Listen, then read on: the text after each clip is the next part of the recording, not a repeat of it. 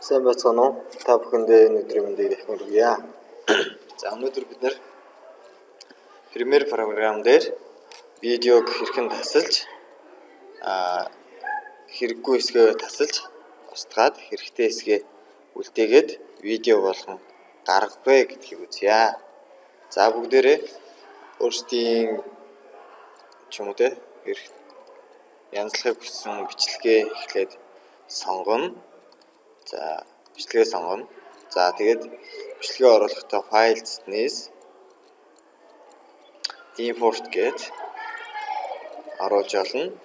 Эсвэл энэ project гэдэг энэ хэсгийнхаа энэ талбар дээр кликээ 2 дарах юм бол бас импорт хийх боломжтой. Photoshop шиг мөн чирээд оруулах боломжтой. Ингээд олон янзын хөлбөрөөр ингээд оруулдаг. Гэхдээ бичлэг болон зураг ер нь Premiere програмд оруулж байгаа бүхэл зүйлүүдийг оруулахдаа зөвхөн project гэсэн талбарт л оруулах боломжтой. За ингээд бичлэг маань ороод ирлээ. За бичлэгийг таймлайн буюу энэ зам дээр байрлуулна. За бичлэгээ чирээд авчирчээ. За ингээд бичлэг маань бэлэн байна. За бичлэгээ гүйлгэж хараад батагийн аялал гээд за ингэж явж хагаад за энэ онгоцон дээр суугаад энэ дэлхийн энэ гариг хүрсэн энэ хэсгээс хойшхыг устгаад үлдсэнийг авч үлдээе гэх юм бол за tools-ыг баруун доод буланд ингээд дэлгэцийн юунаас харах юм бол интерфейсээс харах юм баруун доод буланд байгаа. За энэ select tool одоогийн байдлаар нэг олон зүйлийг үзээд яг select tool-ыг сонгоод энэ зүйлээ нааш нь цааш чирж болно. За razor tool буюу энийг зүсэх tool маань байгаа. За ерөнхийдөө нарийн харах юм бол create-ийн зураг шиг байгаа.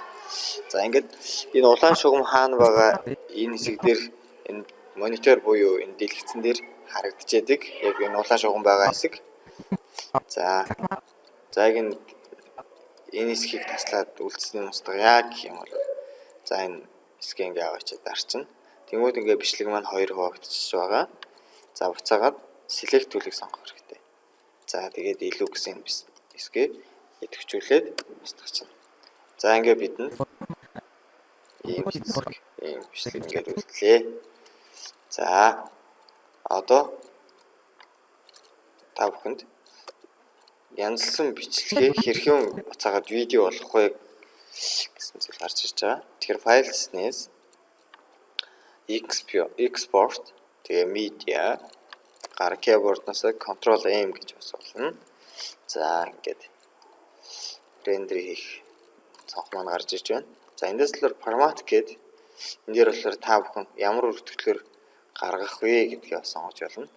За бидний хамгийн өргөн хэрэгэлдэг нь бол MP4 байдаг. MP4 болохоор энэ дээр H264 гэсэн төрөөр харагдаж байгаамаа. За preset гэдэг нь болохоор түрүүн бид нэр төрөл. За эндээс бичлэг маань өөрөө HDTV 724p high quality учраас энийгээ сонгочноо. За гаргах нэр нь буюу замын хаан зааж өгөх вэ. За хичээл 2 save гээд за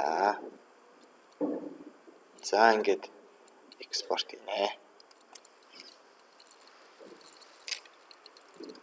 За ингээ харах юм бол хичээл 2 гэсэн бичлэг маань бэлэн болсон байна. Тагийн аяллаас.